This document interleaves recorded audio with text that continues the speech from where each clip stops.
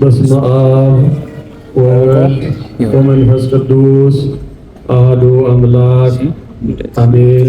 ክቡር አባታችን ሊቀ ብርሃናት መምህር ነው፣ የደብራችን አስተዳዳሪ አባቶቼ ካህናት፣ ወንድሞቼ ዲያቆናት፣ ለየማዕረጋችሁ ለየክብራችሁ በዚህ ሰዓት የእግዚአብሔርን በረከት ፍለጋ ጊዜያችሁን ሰውታችሁ በዚህ አውደ ምሕረት ላይ የተገኛችሁ ዘማሪያን አባቶች፣ እናቶች፣ እህቶች፣ ወንድሞች ሁላችሁም አንድ አምላክ በሚሆን በአብ በወልድ በመንፈስ ቅዱስ ስም ሰላም እላችኋለሁ። እንደምን ዋላችሁ? እንደምን ቆያችሁ? እንደምን ለዚህ ሰዓት ደረሳችሁ? ቅዱስ አምላካችን እግዚአብሔር በቸርነቱ በምሕረቱ ጠብቆ እግዚአብሔር ይመስገን ብለን ስሙን ጠርተን እንድናመሰግን ስለረዳን ክብርና ምስጋና ይድረሰው። ለዚህ ዕለት ያደረሰን አምላካችን እግዚአብሔርን እልል በላችሁ አመስግኑት። በደንብ አመስግኑ እግዚአብሔርን። እስቲ አንዴ ጨምሩ፣ በደንብ አመስግኑ።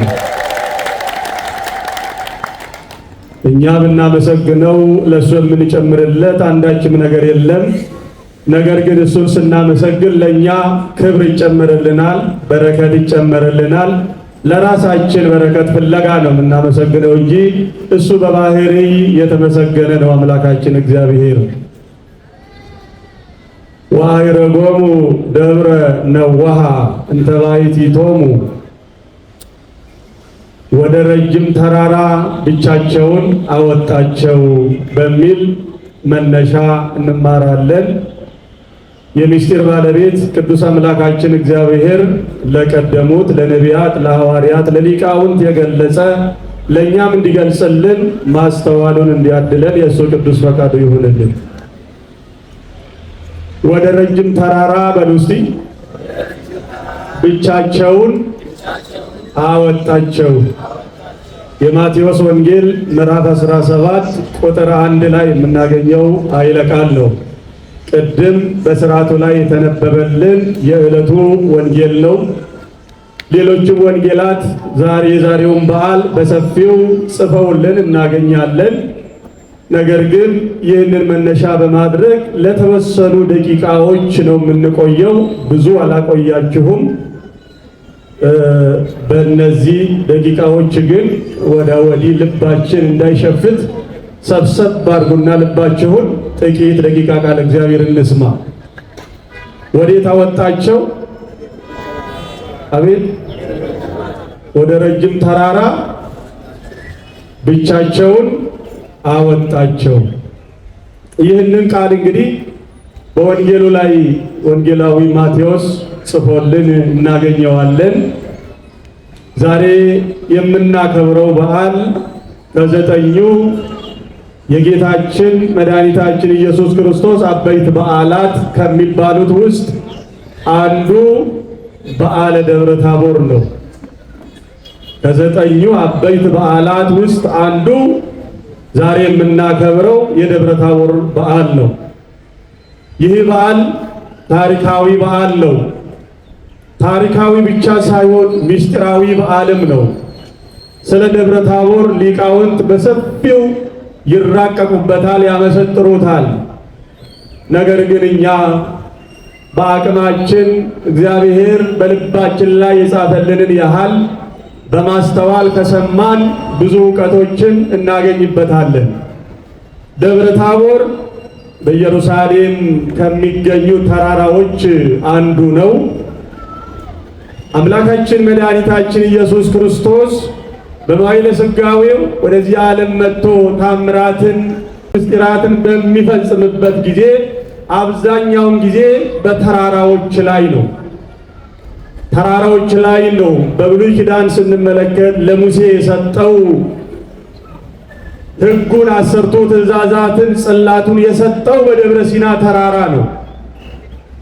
መድኃኒታችን ኢየሱስ ክርስቶስ በሚያርግበትን በደብረ ዘይት ተራራ ላይ ሐዋርያት እያዩት ነው ወደ ሰማይ የወጣ።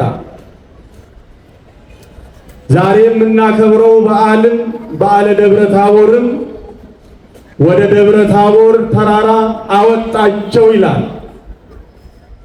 አብዛኛውን ጊዜ በተራራ ነው ታምራትን ሲፈጽም የነበረው። ይህንን መሰረት በማድረግ ዛሬ በሀገራችን በኢትዮጵያ በገጠራማው አካባቢ ስትመለከቱ ቤተ ክርስቲያን ሲሰራ ከፍ ያለ ተራራ ቦታ እየተፈለገ ነው። ከከተማ ወጣ ያለ ሰዎች ጫጫታ የማይበዛበት ለጸሎት የሚመች ቦታ ተመርጦ አብዛኞቹ ተራራማ ቦታዎች ላይ ነው። የከተማውን ተውትና ወደ ገጠሩ ስትመለከቱ ይህ ምንድነው? ትውፊቱ ቀድሞ የነበረውን ሚስጥሩን በማስተዋል ስለሚሄዱ አባቶቻችን ቤተ ክርስቲያን በተራራማ አካባቢዎች ላይ ይመሰርታሉ፣ እዛ ያመልካሉ። እንግዲህ ወንጌሉ ስንመለከት የማቴዎስ ወንጌል ምዕራፍ 17 ቁጥር 1 ላይ ስንመለከት ከ6 ቀን በኋላ አምላካችን መድኃኒታችን ኢየሱስ ክርስቶስ ጴጥሮስና ዮሐንስን ያዕቆብን ሦስቱን ሐዋርያት ይዞ ወደ ተራራ ብቻቸውን ይዞ ወጣ ይላል። እነዚህ ሦስቱን ደቀ መዛሙርት ከ6 ቀን በኋላ ያለው ነሐሴ 7 ፊልጶስ ቂሳርያ ደቀ መዛሙርቱን ሰብስቦ አንድ ጥያቄ ጠይቀዋቸው ነበረ። ከዚያ በፊት ሰዎቹን ሰብስቦ ሲያስተምራቸው የማቴዎስ ወንጌል ምዕራፍ 14 እና 15ን ስንመለከት 5 እንጀራና 2 ዓሣን አበርክቶ 5000 ሕዝብ ሲያጠግብና 12 መሶብ ትርፍራፊ ሲነሳ እንመለከታለን። ያን ታምር ሕዝቡ ተመልክቷል፣ ሐዋርያትም አይተውታል። ይህ ነገር ምንድን ነው? እንደዚህ አይነት ምግብ አበርክቶ የሚያበላ ሰው ካለማ፣ ጥቂቷን አብዝቶ የሚያበላ ካለማ ማንገስ አለብን። እናንግሰውና ምንም ሳንሰራ እያበረከተ አንዷን እንጀራ ሺህ ያደረገ ይመግበን በቃ እያሉ ግማሾቹ ልባቸው ሸፈተ ከሱ ጋር። ግማሾቹ ደግሞ ይህ ሰው ማን ይሁን? ኤልያስ ይሁን? ኤርምያስ ይሁን? ሙሴ ይሁን? ሙሴም እኮ እንደዚህ ከዓለት ላይ ውሃ ያፈልቅ ነበረ፣ ከሰማይ መና ያወርድ ነበረ። እሱ ይሁን ደግሞ ተመልሶ በአዲስ ኪዳን የመጣ እያሉ ግራ ተጋብተዋል። ስለዚህ ይህን ስለሚያውቅ መድኃኒታችን ኢየሱስ ክርስቶስ ከ6 ቀን በኋላ ከነሐሴ 7 እስከ 13 ስንት ይሆናል? 6 ቀን ነው የሚሆነው አይደል? በ6ኛው ቀን ነሐሴ 13 ቀን ደቀ መዛሙርቱን አለና ሌሎቹን ከተራራ በታች ትቷቸው 3ቱን ደቀ መዛሙርት ይዞ ወደ ረጅም ተራራ ብቻቸውን ይዟቸው ወጣ ይላል። በፊልጶስ ቂሳርያ የጠየቃቸው ጥያቄ ነበረ። እሱም ደግሞ ምንድነው?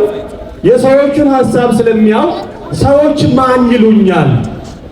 ስላደረግኩት ተአምር፣ ስለፈጸምኩት ድንቅ ሥራ ምን ይሉኛል ሰዎች እስቲ ባለፈው ስለተደረገው ብሎ ጠይቋቸው ነበረ።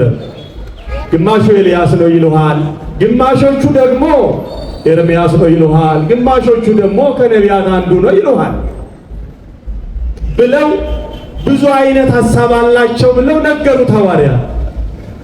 እናንተ ስለመሆኑ ማን ትሉኛላችሁ? እሺ ሕዝቡስ እንደዛ ይበል። እናንተ የኔ ቀራቢዎች የሆናችሁ ከኔ ጋር የነበረው ድንቅ ሥራ ስላያችሁ ማን ትሉኛላችሁ አላቸው። ቅዱስ ጴጥሮስ እግዚአብሔር አምላክ ገልጾለት ፈጠናልና አንተ የሕያው እግዚአብሔር ልጅ ነህ አለው። አንተ ሥጋዊ ደማዊ ያልገለጠልህ የሰማይ አባቴ ነው የገለጸልህ። አንተ ብፁዕ ነህ፣ በአንተ ዓለትነት ቤተ ክርስቲያኔን እሠራታለሁ አለ አምላካችን። ክብርና ምስጋና ይድረሰው።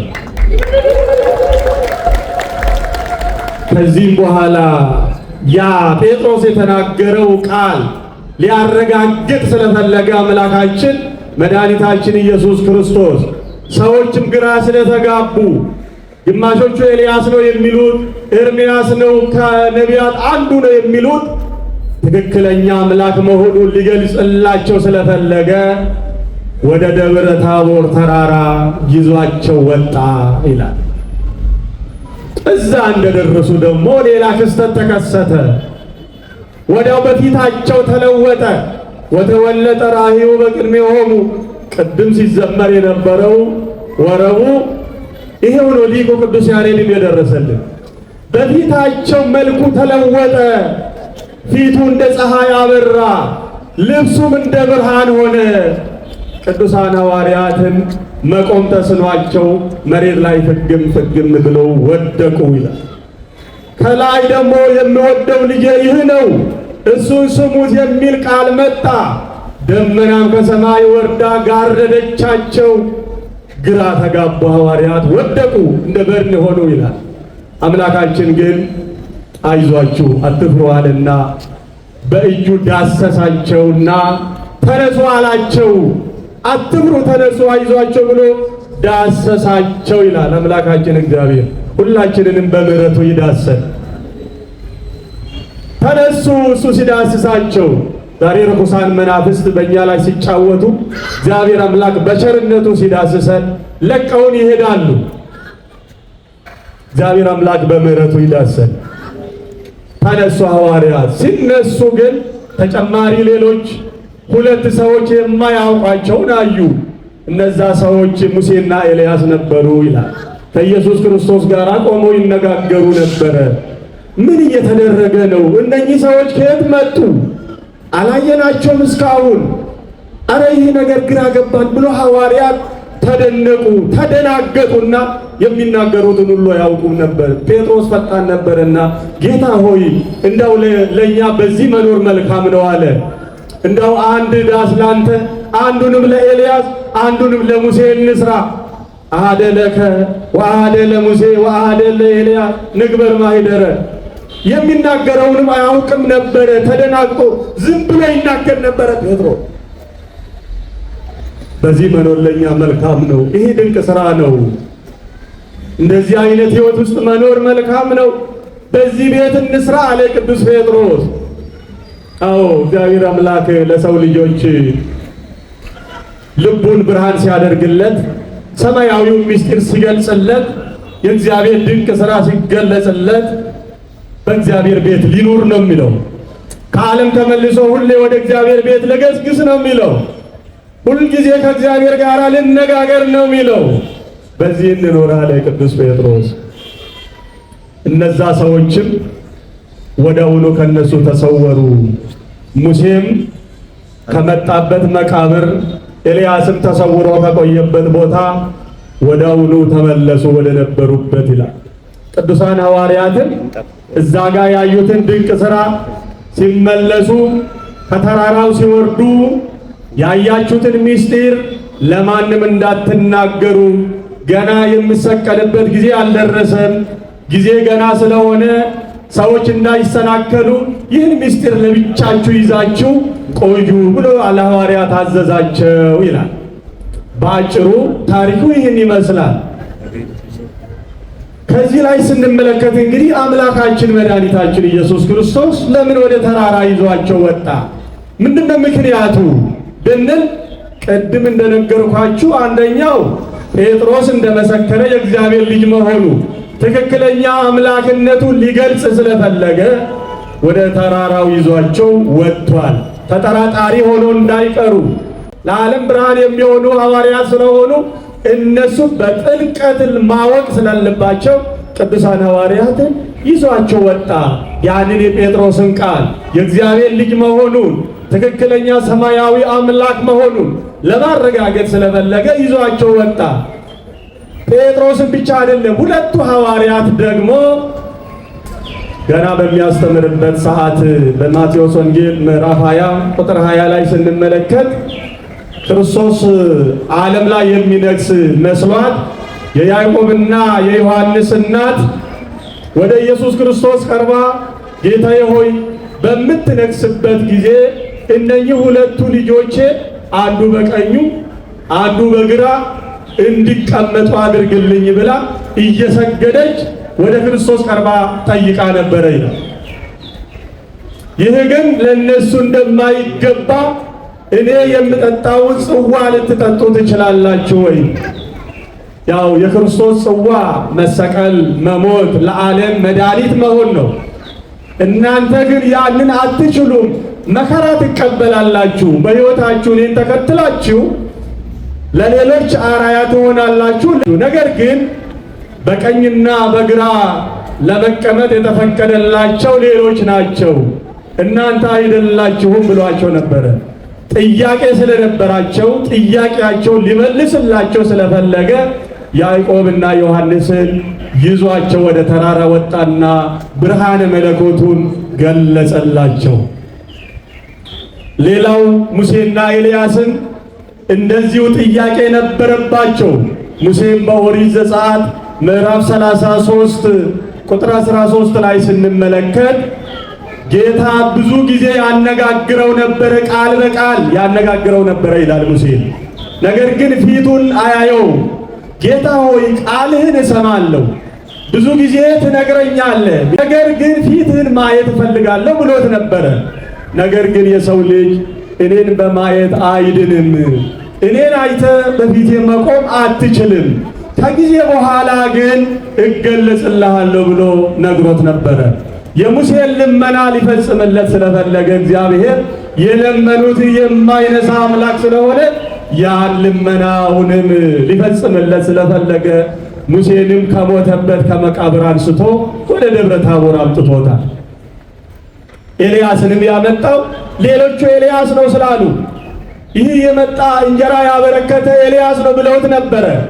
ነገር ግን ኤልያስ እንዳልሆነ የኤልያስ አምላክ እንደሆነ የኤልያስ ጌታ እንደሆነ ለማሳየት ኤልያስ ደግሞ ተሰውሮ ካለበት ከብሔረ ሕያዋን አምጥቶ በዛ በደብረ ታቦር ላይ 5ቱን ደቀ መዛሙርት ሰበሰባቸውና ብርሃነ መለኮቱን ገለጸላቸው ይላል። ምስጋና ይድረሰው አምላካችን እግዚአብሔር፣ አመስግኑ።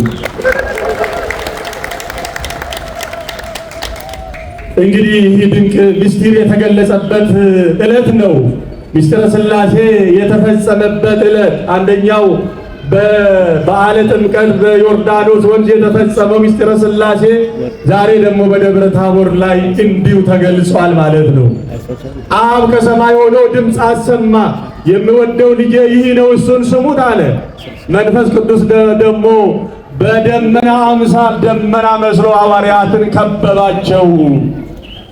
ወልድ ደግሞ በአካል መጥቶ በተራራው ላይ ተገለጠ። ይህ ነው ምስጢረ ሥላሴ ተገለጸ። የሦስትነት ምስጢር በዛ ላይ ታየ በአንድ ጊዜ ይላል። ስለዚህ ይህ ምስጢር የተገለጸበት ታላቅ በዓል ነው። ክርስቲያኖች እንደ ቀላል ዝም ብለን በልምድ የምናከብረው አይደለም። እኒህ ሐዋርያት ደግሞ ታሪካቸው ምስጢራቸው ብዙ ነው። ግማሾቹ በትዳር የሚኖሩ ናቸው፣ ግማሾቹ ደግሞ ደናግል ናቸው፣ ያላገቡ ወይም ደግሞ በምንኩስና የሚኖሩ ማለት ነው። ወይም ደግሞ እስከ ጋብቻ ድረስ በድንግልና እንደሚኖሩ ሰዎች ያላገቡ ሰዎችና በትዳር የሚኖሩ ሰዎች ናቸው። ለምን እንደዚህ ያደረገ ቢባል ሰዎች መልካም ሥራ ከሰሩ በትሩፋታቸው ከተመሰከረላቸው በሕይወት ዘመናቸው በመልካም ሕይወት ከኖሩ ደናግልም ቢሆኑ ሕጋውያንም ቢሆኑ አንዲት መንግሥተ ሰማይ እንደሚወርሱ ሲያሳይ ከደናግልም ከሕጋውያንም አንድ ላይ ሰብስቦ በደብረ ታቦር ተገለጠላቸው። ሌላው ደግሞ ከሞቱትም ካሉትም ተሰውረው በብሔረ ሕያዋን ካሉትም አምጥቷል።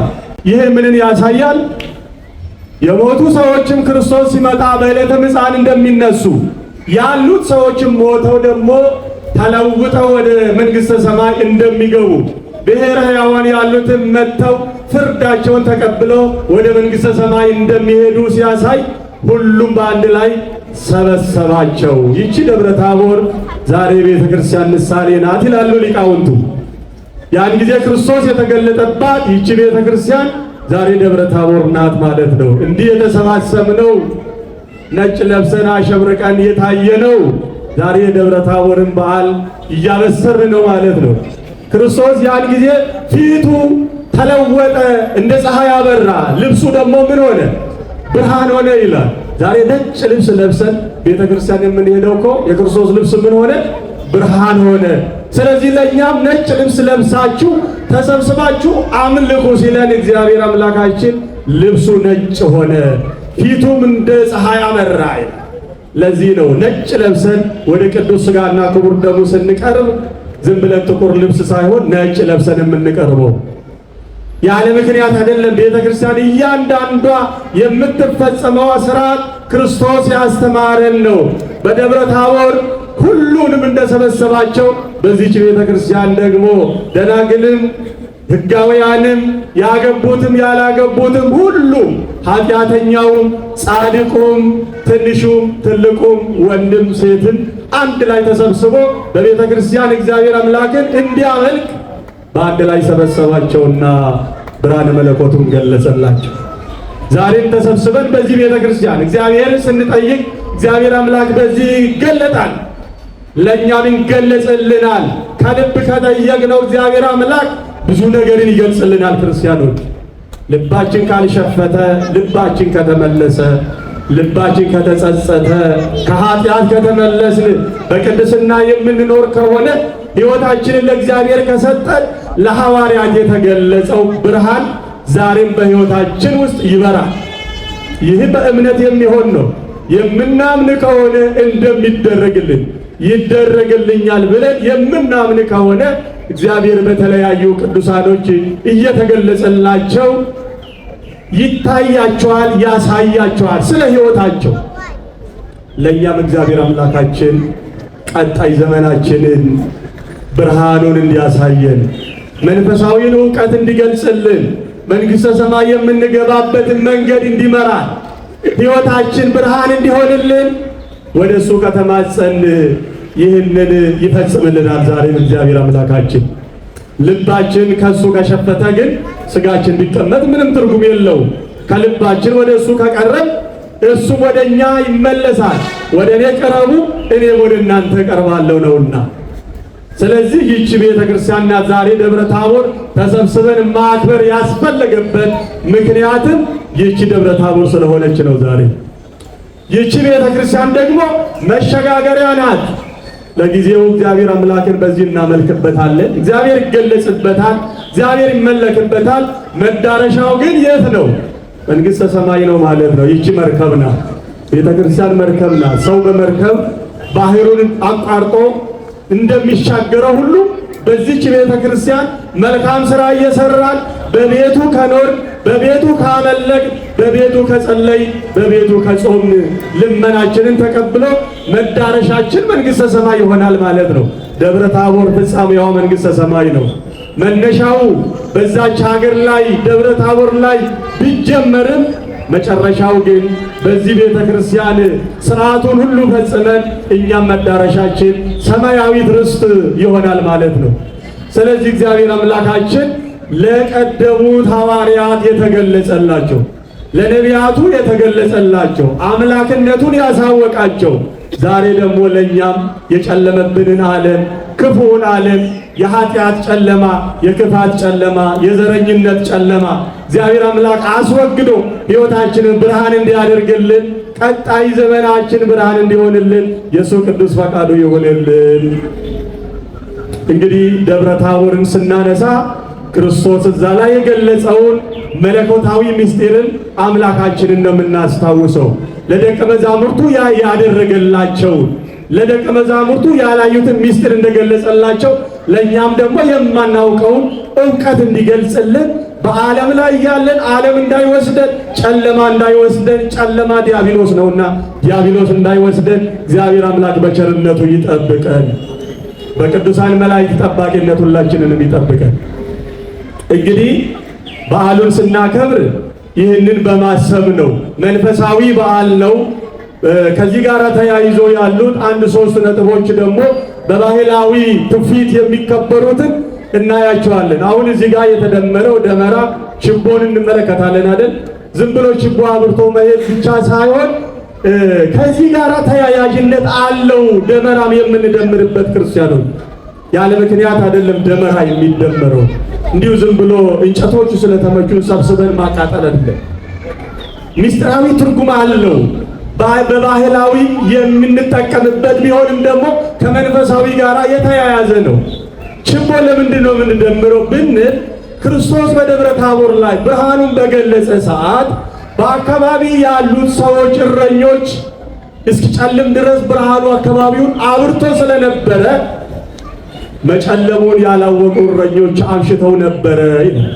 ከዚህም በኋላ ቤተሰቦቻቸው ችቦ እያበሩ እንዳሁኑ መብራት የለም፣ ቴክኖሎጂ የለም፣ ዘመናዊ መብራት ስለሌለ፣ ባትሪ ስለሌለ ችቦ እያበሩ ጨለማውን አቋርጠው ወደ ደብረ ታቦር ተራራ የገሰገሱበት ስለሆነ ጨለማ እንዳይጥላቸው እንዳይወድቁ በችቦ ነው የሄዱት ማለት ነው። ቤተሰብ ልጆቻቸውን ፍለጋ ያንን በማንሳት ችቦ ዛሬ አንደኛው የክርስቶስን ብርሃነ መለኮቱን የምናስብበት ነው። ሁለተኛ ደግሞ ያን ጊዜ ያደረጉትን በማሰብ ክርስቶስ ያለ ወዳለበት የገሰገሱበት ክርስቲያኖች።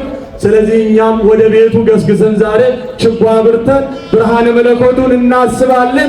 ያን ጊዜ የተደረገ ድንቅ ሥራ ደግሞ እናስታውሳለን በባህላዊ ማለት ነው። ሁለተኛው ሌላ ደግሞ ሰዎቹ ይዘው የሄዱት ተርቦ የዋሉት እረኞች ምግብ ያስፈልጋቸዋል ብለው ሙልሙል ይዘው ነበር የሄዱ። ዛሬ ለቡሄ ሙልሙል እየተጋገረ የሚበላው ባህላዊ ብቻ ሳይሆን ወደ መንፈሳዊ ደግሞ ማምጣት ይኖርብናል ማለት ነው። ያን ጊዜ ያደረጉት ለሕፃናቱ ተርቦ ስለዋሉ እስከ ምሽት ድረስ ስለቆዩ ከራባቸው ለማስታገስ ነው ሙልሙል ይዘው የሄዱት። ዛሬ ደግሞ የኛ እውነተኛ ምግብ እውነተኛ እንጀራ መድኃኒታችን ኢየሱስ ክርስቶስ ነው፣ ሥጋ ወደሙ ነው። ወደዛ ነው መምጣት ያለብን እንጂ ሙልሙል በልተን ብቻ መቅረት የለብንም። ክርስቲያኖች ዛሬ የሙልሙል ቀን አይደለም። ከዚህ አልፈን ወዴት መምጣት አለብን? የክርስቶስ ሥጋ ነው ዛሬ መብላት ያለብን። ይሄ ባህላዊ ነው፣ ጥሩ ነው። በዓሉን ማስታወሱ አይከፋም። ነገር ግን በሙልሙል ብቻ እንዳንቀር ወደ ክርስቶስ ሥጋ እንድረስ። ያ ነው ለመንግሥተ ሰማይ የሚያበቃን እንጂ እዚህ ላይ ያለው ዳቦ አይደለም ለመንግሥተ ሰማይ የሚያበቃን። ወደ መንፈሳዊ እናተኩር ለማለት ነው። ባህላዊውንም ከዚህ ጋር ማያያዝ ይኖርብናል። ሌላው ሶስተኛ ደግሞ በዚህ በደብረ ታቦር ብዙ ጊዜ ጅራፍ በዚህ ሀገር አይታወቅም መሰለኝ ጅራፍ ይጮሃል። ጅራፍ ማለት እሱም ደግሞ ከዚህ ጋር የተያያዘ ነው። ጅራፉ ድምፁ መጮሁ ከላይ የምወደው ልጄ ይህ ነው እሱን ስሙት የሚል ድምፅ ከሰማይ መጥቷል። ያን ድምፅን ይወክላል ጅራፉ መጮሁ ድምፁ። ጅራፉን ደግሞ ማጮሃቸው ክርስቶስ በዕለተ ስቅለት የተገረፈው ግርፋት በማሰብ አያችሁ፣ ይህንን ነው ማሰብ እንጂ ጅራፉን ብቻ አይደለም። ባህላችንን እናክብር ብቻ ሳይሆን የክርስቶስንም ግርፋት እናስብ፣ ጅራፉን ስናጮህ ማለት ነው። ድምፁ ያኔ እሱን ስሙት የሚል ቃል እንደመጣ ዛሬም ደግሞ እኛም በቤተ ክርስቲያናችን የሚነገረን ቃል እንድንሰማ ያስፈልጋል። የእግዚአብሔርን ድምፅ መስማት፣ የካህናትን ድምፅ መስማት፣ የክርስቶስን ድምፅ የወንጌሉን ቃል ሰምተን ልንተገብር ያስፈልገናል ማለት ነው። ክርስቲያኖች እኒህ ትውፊታዊ ባህላዊ የሆኑ ከመንፈሳዊ ጋር አብረን እናከብራቸዋለን። ይህ ግን ዓለማዊ ብቻ አይደለም መንፈሳዊም ጭምር ነው ማለት ነው። ወደ መንፈሳዊ አሳድገ ነው በመንፈሳዊ በሕይወታችን ልንኖርበት ያስፈልጋል ማለት ነው። እንግዲህ ወደ ረጅም ተራራ አወጣቸው። ተራራው ማን ነው ብያቸዋለሁ። ዛሬ ይቺ ቤተክርስቲያን ናት። ይቺ ቤተክርስቲያን ተሰባስበን ሁላችንም እግዚአብሔርን የምናመልክባት ነጭ ለብሰን እግዚአብሔር አምላክ ጋር የምናመልክበት ስለሆነ እኛም ተሰባስበን እያከበርን ነው። ለዚህ ያደለን አምላካችን እግዚአብሔር ክብርና ምስጋና ይድረሰው። አመስግኑ። አዎ ለዚህ ዕለት ያልደረሱ ወገኖቻችን የተጠሩ አሉ፣ ወደ እግዚአብሔር ሄዱ። በኃጢአታቸው ምክንያት ሳይሆን እግዚአብሔር አምላክ ወደ ራሱ ያለ የጠራቸው አምና የነበሩ ዛሬ ያልነበሩ ወገኖቻችን አሉ።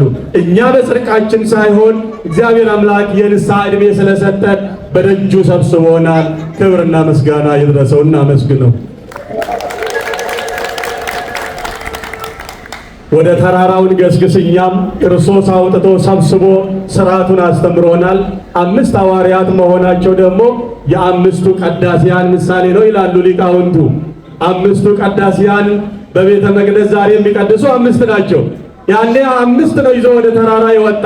ወደ ቤተ ክርስቲያን ቅዳሴ የሚቀድሱ ዛሬ ስንት ናቸው? 5 ናቸው። ሌላው ደግሞ ምስጢሩ 5ቱ አዕማደ ምስጢራት በቤተ ክርስቲያን ካልተፈጸመ ቤተ ክርስቲያን ሊባል አይችልም። አንድ ክርስቲያን 5ቱ አዕማደ ምስጢራትን ማወቅ አለበት፣ ያንን መፈጸም አለበት። ሌላው ደግሞ እኒህ 3ቱ ሐዋርያት የአዲስ ኪዳን ሐዋርያት እምነት፣ ተስፋ፣ ፍቅርን ይወክላሉ ነው። አንድ ክርስቲያን እምነት ሊኖረው ይገባል፣ ተስፋ ሊኖረው ይገባል፣ ፍቅር ሊኖረው ይገባል። በዚች በአማናዊት ቤተ ክርስቲያን ስንመጣ፣ በአማናዊት ደብረ ታቦር ስንመጣ አንደኛ ምን ሊኖረን ይገባል? እምነት ሊኖረን ይገባል። እግዚአብሔር ሁሉም ማድረግ እንደሚችል ልናምን ይገባል። እምነት ከሌለን ያሰብነው ቦታ ልንደርስ አንችልም። ከልባችን ልናምን ያስፈልጋል።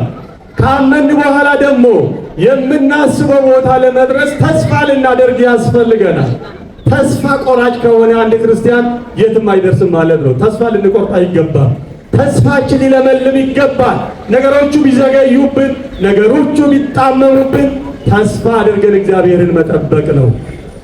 3ኛ ፍቅር ነው። እርስ በርሳችን በፍቅር እንድንኖር፣ ከመጠላላት ከመገፋፋት ወደ መተቃቀፍ እንምጣ።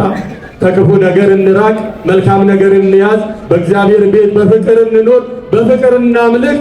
ያን ጊዜ እግዚአብሔር አምላክ ብርሃኑን ይገልጽልናል፣ ሕይወታችንን ብርሃን ያደርግልናል፣ ቀጣይ ዘመናችንን ይባርክልናል። ወደ ረጅም ተራራ ወጣቸው። በዚች ተራራ አምላካችን እግዚአብሔር ያጽናን። ያስተማረን የመከረን የአባቶቻችን አምላክ እግዚአብሔር ክብርና ምስጋና ይድረሰው። ወስብሐት ለእግዚአብሔር። ለዛሬ ያደረሰን ለዓመቱ በሰላም ያደርሰን።